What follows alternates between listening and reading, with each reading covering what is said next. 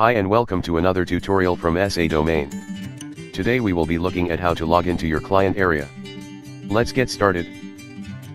In the address bar at the top, type in www.sadomain.co.za and press enter, or click on go.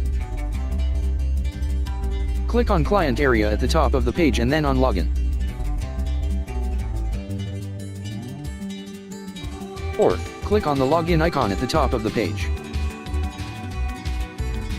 In the first box, type in your email address.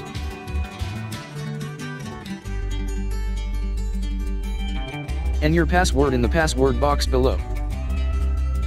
Then click on login. Welcome to your client area. Thanks for watching, we hope this helped.